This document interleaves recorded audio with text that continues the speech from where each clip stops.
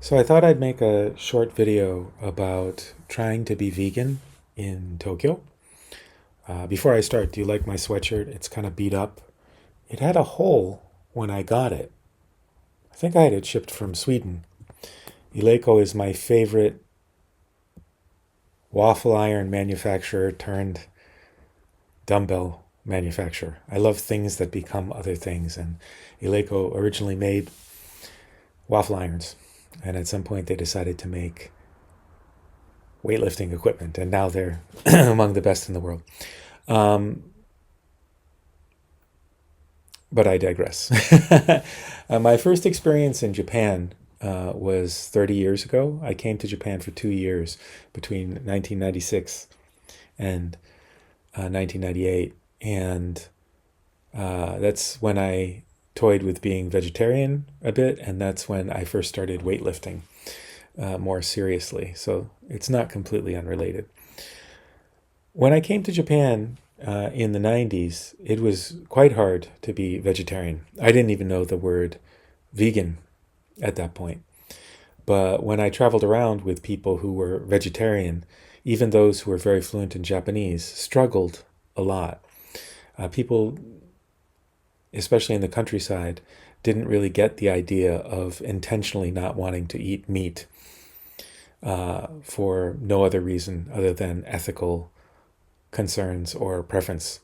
If someone had a medical condition, I think they would accept it, but it was just a little bit strange for people. Um, and I remember my friend who was fluent in Japanese sending food back sometimes because she would ask, is this vegetarian? And they would say yes, and then they would bring a dish with minced pork in it and say, what is this small bit in here? And they say, oh, that's butaniku, that's pork. And she would say, but that's meat. And their reply would be, but it's just small. And it kind of missed the point of um, vegetarianism or living a plant-based lifestyle. And Japan has changed a lot in those years, but it wasn't so long ago. It was in the last 10 years that my wife and I were at Komazawa Olympic Park, and there's a place there called Mr. Farmer's, which leans towards veganism. I think they have non-vegan stuff too, but they have quite a vegan diet, vegan menu rather. And we were thinking about whether we wanted to go in or not. Neither of us was vegan, I don't think, at that point. But there was someone standing outside, a youngish couple, and the man looked puzzled at the menu and then asked his girlfriend or wife, "Vegan te nani?" what what's vegan? So even the concept hadn't universally spread as recently as a decade or so ago. Um, and you still see remnants of that. My wife's dad, who's now 81, no longer tries to force meat on us. For the longest time, he did, because in his mind, not eating meat equated with poverty. So us not eating meat was kawaiso. It was something to be pitied because it appeared that we could not afford the good food that he wanted us to eat. He still hasn't accepted that. And if I bring home food and he's like, oh, what's that? And I say vegan, he's like, and leaves. But more and more people understand it. More and more people experiment with it. My wife and I only seriously tried around the pandemic. I think it was at the very beginning of the pandemic. I remember where we were living, where we had the conversations. So it wasn't at the worst part of the pandemic, but I think the pandemic was going on, and my wife watched a Netflix Korean movie about a highly intelligent, genetically modified uh, cousin of the pig, some kind of genetically modified animal. And it really made her question eating meat. And I think she actually told me, don't watch this movie, it's too disturbing. But after that, she started watching vegan documentaries. And anyone who never wants to be vegan, never wants to give up eating animals, had best not delve into vegan documentaries, because it will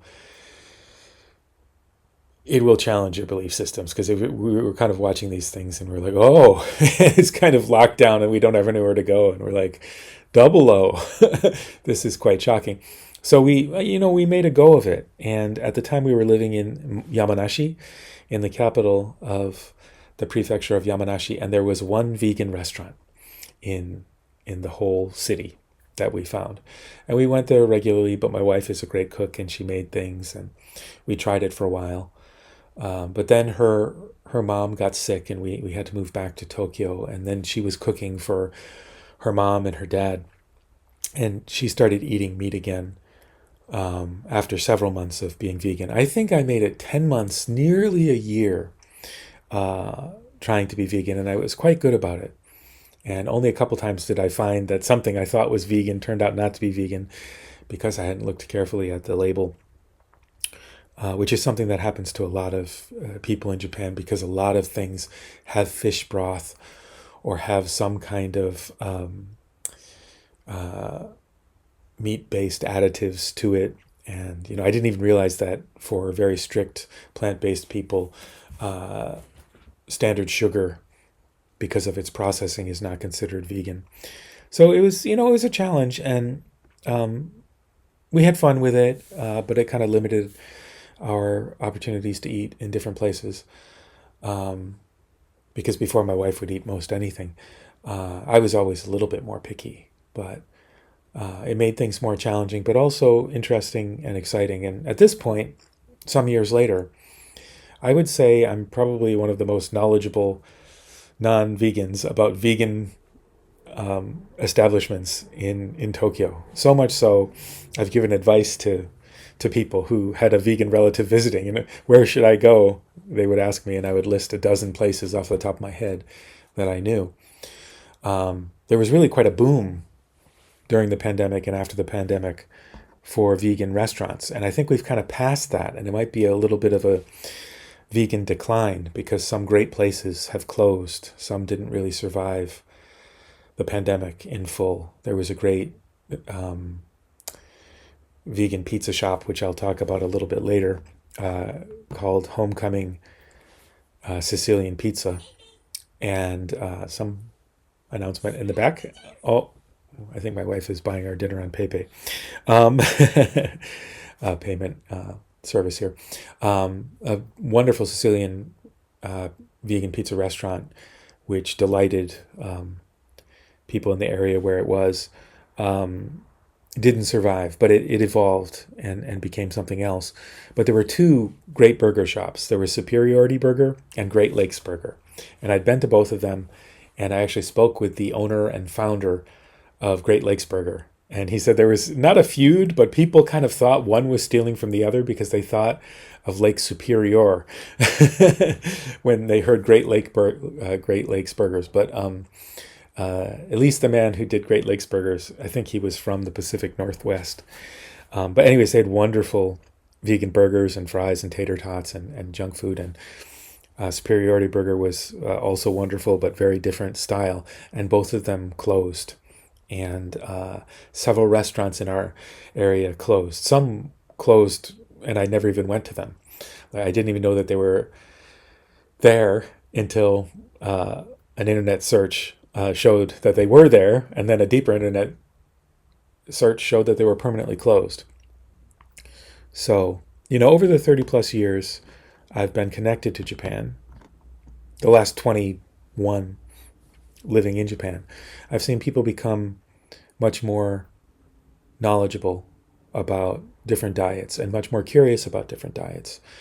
And I've seen an explosion of vegan restaurants and restaurants that have vegan options. For a while, Starbucks had several vegan options, and even some of the fast food chains had temporary vegan options. But when they didn't turn an immediate profit, they were pretty much discarded. So Starbucks has a couple of sweets now here that are vegan, but I don't think any of the other major chains of restaurants or coffee shops have vegan options, at least not ones that I know of. I mean, for a while, even Burger King had some kind of vegan burger, which I never tried because at that point I was really trying to be vegan, and I didn't trust the grill to have not just had a Whopper on it when they made mine. But there still are a lot of things out there, and I thought I would make some videos, discussing them and explaining them. And yeah, the first one I want to talk about is homecoming vegan baked goods. And homecoming vegan baked goods is the child of homecoming vegan pizza, which I adored so much. The owner is a delightful woman, extremely talented woman. This is actually her hiding behind a face-sized cookie. And when vegan Sicilian baked goods was, when homecoming vegan Sicilian was open, they had baked goods. Like people would go there for the pizza, but you could also get cookies and brownies and I think that's ice cream cookie, all of which were vegan. And but over the pandemic, I'd closed. This is very sad. A couple of postings because I remember before it was opened, I was walking in that neighborhood, and it's a very interesting, modern-looking establishment on the corner, and there's just a sign saying "Coming soon, vegan pizza." And my wife and I were delighted, so we were there from the very beginning. But in 2025, December of 2025, it broke the hearts of many vegan or vegan-friendly or just delicious food aficionados that it closed. But then sometime later, it reemerged, but not as a shop that you could go and buy things at. When it was a vegan Sicilian pizza, you could go right up to a window and buy pizza. You pretty much had to make a reservation because it would sell out so quickly, and you could order a whole pie. But if you went there, they would have some slices, and you could choose what they had that day. They weren't making things to order. It was really quite a special, artisanal little restaurant. And even though I think it was immensely popular, among people who knew about it, I think it was hard to sustain. Because you're only making a certain amount of pizzas, and they couldn't do it every day, and you can't send the pizza around Japan. It's all for people who are willing to go to the area or already lived in the area. So they changed their business model and focused on baked goods, which is a wonderful thing for people who prefer baked goods to pizza. Well, pizza's baked as well. Baked sweet food to baked savory food. And for me, who loved both, it was a little bit sad, but also they diversified and started having granola and just a wide variety of cookies. Right now, in Sakura season, they're having Sakura cookies, and you can no longer go up to a window and buy it, but there are various places around Japan where they ship their goods. And the very closest place is right across the street from the homecoming bakery factory, I guess I call it. And that is a delightful little shop called Akatsuka Shoten. And I love this shop so much. I also know the owner of that shop. I met her because one day I went by homecoming and there was a sign saying, "Look across the street." This is the closest place you can buy the cookies. And it is really a delightful little shop. The owner is a wonderful woman. They just had their 3-year anniversary. It is not a vegan specialty store. It is a delicious and interesting Japanese goods store that has a vibrant vegan selection when the owner of Homecoming is making batches. So sometimes you might go there and she might be sold out. But other times you'll go there and you're lucky because they have a whole bunch of stuff that just came in. I highly recommend the granola. Ask if you're a vegan, ask which ones are vegan, because the ones that are from the owner of Homecoming are definitely vegan. And I think she has other ones that may or may not have other products in it. But she has delicious fruits, vegetables, jams, jellies, nuts, seeds from various places around Japan. I think it always leans toward organic. I think it always leans toward people she knows and has a connection with. Had probably the most beautiful onion I've ever seen from there. Her friend who has a very special farm sent her onions. The blueberry jam is absolutely amazing. Recently, I've been going there like once a week just to pop my head in. It is a very tiny store. It's basically one customer at a time, or the most I've ever seen in there is the owner and two other people. I've seen like a parent and child a couple of times. I don't think you can fit the owner and three people in there. And with me, even when I go with my wife, I don't go in there when she's in there because it's a really tiny, charming, wonderful little spot that I love so, so much. And I think without a doubt, my favorite vegan cookies and brownies are from here. So from here, from here, which in reality is from here. And if you go here and you look across the street, you might see here. And I think they still have a sign saying homecoming, but it'll always say closed because even if people are in there baking, it's closed to the public. But sometimes I say hi because I know the owner. But there are other really great options, and I'm having memory issues. Not my memory issues, it just said the computer's having memory issues. But another one that's not far is in the Daita area, walking distance, called Universal Bakes Tokyo. There used to be two Universal Bakes Tokyo in the area. One was in Daita, and one was in the Reload shopping center of Shimokitazawa. And both were good and both were different. The original is more of a cafe restaurant. You can actually sit in there on nice benches, and they have many, many things. Oh, they have donuts now. Oh, that's good to know, because when there were two of them, the original Universal Bakes didn't have donuts, I don't think. Those were only at the second store. But the situation has changed a little bit, where this great bakery, and this is more of the place for sticky buns and sandwiches and soups, and their coffee was really quite good. And this is a place where if you have a dog, you could sit outside with the dog. And I've pet people's dogs. I went there with a friend who lives not far from there with their dog once, and it was great fun. But they used to have one in a place called Reload, and it's still sort of them, but not them. They're collaborating with another bakery, and they have become Tokyo Vegan Bakes now, which is not, I think they now get goods from Universal Bakes, but they are no longer branded as that. And it's quite good as well. It's very teeny tiny, but if you get a chance to be in Shimokitazawa, it's very good. It's one of a few places where you can get donuts that are vegan in the area. The other one I haven't set up to talk about, but I'll mention in a future video, I'm sure. But if you go right downstairs from this, there's an amazing Taiwanese vegan restaurant called Ming Teng Hao. And they have really delicious dumplings and mabu tofu, and everything is vegan, and they're really nice. And somehow they play the music of my childhood. The last two times I've gone in there, and if I'm not strange enough looking as I am and being as I am, but both of the last two times I went in there, I'd just be like, this is like so nostalgic.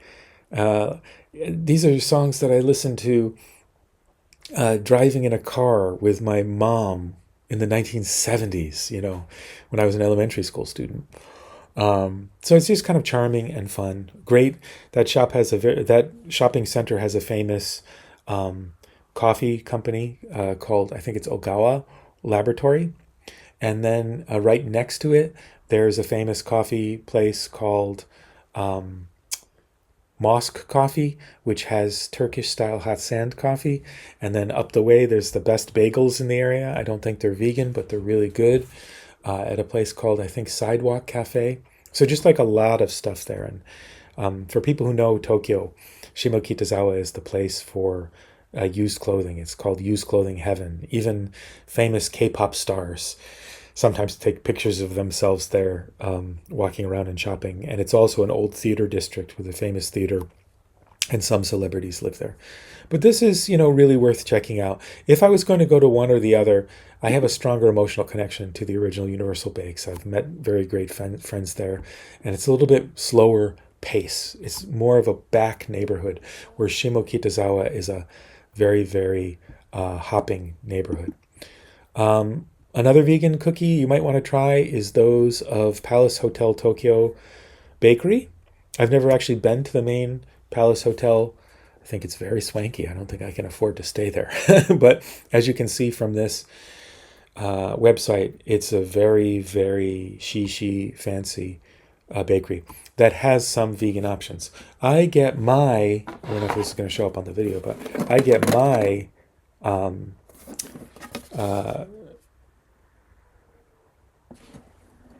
my Palace Hotel vegan cookies from Isetan in Shinjuku, because that's very accessible to me. And I went there recently because my wife wanted to get them as a present for a friend. And then she couldn't get them in time because she was meeting the friend and it wasn't in the right direction. So I went there another day and I got and gave as a present to that same friend as a later present, and bought for us as well. And they're really very, very good cookies. And I haven't asked her yet, but I got her cake there. And I didn't ask her if it was delicious or not. I'm not sure if it was vegan, but definitely ask. But these are really, really good cookies. About 4,000 something yen for a nice tin if you're looking for a souvenir for a vegan, and you're visiting Japan. That's a really, really good option. And actually, speaking of collaborations, I was saying how Universal Bakes was having a collaboration. This is actually a collaboration between Palace Hotel Bakery and Brown Rice Tokyo. And Brown Rice Tokyo is a health food restaurant. I'm not entirely sure if it's 100% vegan. It's definitely very, very vegan friendly. But it is a restaurant. The one I've been to is in Omotesando. I think they might have more than one. But it is actually connected to Neil's Remedies. If you know the really nice body spray, hand cream, general grooming company with the health mindedness to it, called Neil's Remedies. They basically have this restaurant called Brown Rice. And funny story, all of my stories lead to other stories. I gave up meat for a long period of time. I gave up coffee for 2.5 years. And I was a heavy coffee drinker. And then I decided to give it up. I had the flu. And I think the flu medicine that I took helped me not feel caffeine withdrawal. Because I had the flu and I read what to do for the flu. And it said, don't drink coffee, don't take caffeine, because it inhibits vitamin C uptake or something. Some such thing. And so I decided just to cut coffee. And my wife had said I drank too much coffee anyways. And I think the whole withdrawal period that I might have had was kind of knocked out by the flu meds. So I just kind of went to drinking hot water in the morning instead of coffee, and then tea. And then during the pandemic, everything was going pear-shaped, as they say.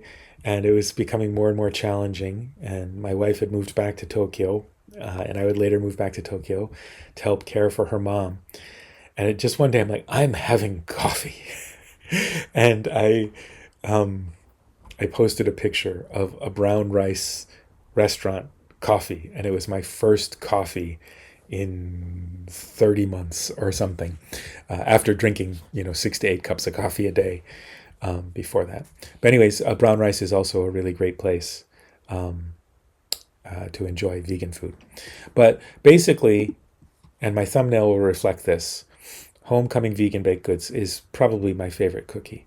I know the maker of them. She's a wonderful person, an adventurous person who travels around the world and does exciting things and is full of compassion and humor and wit, and she's kind of built this company with her own hands, and it's just wonderful. The granola is really, really good. She has sakura cookies and sakura granola when they're in season. But if you get a chance, I really recommend go to this neighborhood. I think this is also considered technically daita, but basically, if you're going from Sangenjaya, which is the very fashionable neighborhood, to Shimokitazawa, which is the other very fashionable neighborhood, both of which have great coffee shops, great restaurants, great used clothing shops. If you're walking down Chazawa Dori, you'll pass the Gorilla Building, this really iconic 1970s building that is a great architectural mystery. Why is it here? Nobody knows. Actually, I honestly believe very few people know, because a relative knew the owner of it, and he's no longer the owner. But we asked, why did he build it? And I don't know. He wanted King Kong on a building. But if there is a story, I don't know it. But if you pass the Gorilla Building and you keep going and you take a left onto, I forgot the name of the route. But if you take a left at Summit Supermarket, it has a green tower, and just go that way, and you're going to pass a 100-year-old rice shop, and you're going to pass an Indian restaurant, and you're going to pass on the opposite side of the street a cat-themed restaurant where you can buy ironic cat t-shirts and mugs, and you're going to pass a roastery. And if you get to a place that has a little corner and there's a place called Crazy Mama Onigiri, you went too far. But basically, if you go to Sangenjaya and you make an L shape, you walk towards Sangenjaya, you walk towards Shimokitazawa, you make an L shape, you bang a perfect right, and keep walking straight, you're going to see this tiny little amazing shop called